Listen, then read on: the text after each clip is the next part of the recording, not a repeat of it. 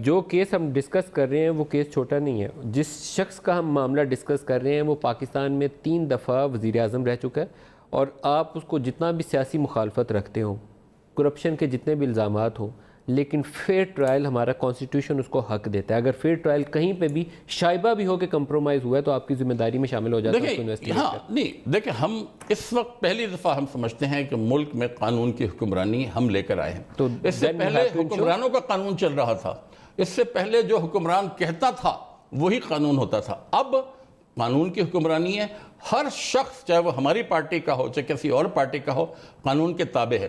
جو بھی قانون یا آئین کی خلاف ورزی کرے گا اس کے خلاف قانونی کارروائی ہونی چاہیے. تو پھر یہاں تو بنتی ہے جی کارروائی, اگر قانون کی حکمرانی ہے تو کارروائی تو ہونی چاہیے. میرا خیال ہے کہ عدلیہ کو اس کا نوٹس لینا چاہیے ضرور, آپ جیسا کہہ رہے ہیں, اور یہ عدلیہ ہی لے سکتی ہے نا اس کا نوٹس جب کسی جج پہ الزام لگایا جائے. میں تو آن ایئر پرائم منسٹر سے کہہ رہا ہوں کہ اس کے اوپر ان کو خط لکھیں, مجھے یقین ہے اور کمیشن آف انکوائری ایکٹ کے تحت سپریم کورٹ سے استدعا کریں. جسٹس فائدی صاحب جیسے دھانسو جج کو بٹھائیں اس کی میں کیا ہوا تحقیقات. تھا ڈان لیکس رپورٹ میں کیا ہوا اس کا, میں کہتا ہوں ایسی رپورٹس کئی دفعہ آ چکی ہیں, تحقیقات کئی ہو چکی ہیں, مگر اس کے اندر کوئی آڈیو ویڈیو ریکارڈنگ نہیں تھی. کنوکٹڈ کرمنل جو مریم ہیں 7 سال کی سزا ہو چکی ہے, ابھی ضمانت پہ رہا ہوئی ہیں, اگر ایک کنوکٹڈ کرمنل ایسا الزام لگا سکتا ہے تو کیا آپ سمجھتے ہیں کہ ساری قوم کی توجہ اس طرف ہونی چاہیے؟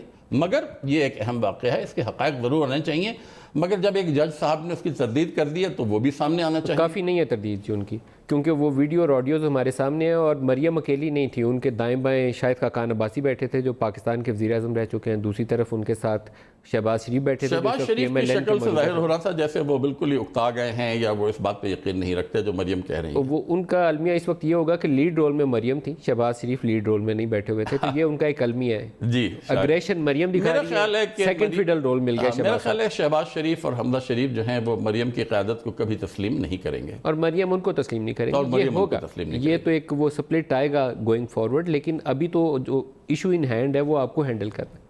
نہیں وہ ہو جائے گا انشاءاللہ, آپ دیکھیں گے واقعات, حقائق کبھی چھپے نہیں رہ سکتے, سچ کو دبایا نہیں جا سکتا.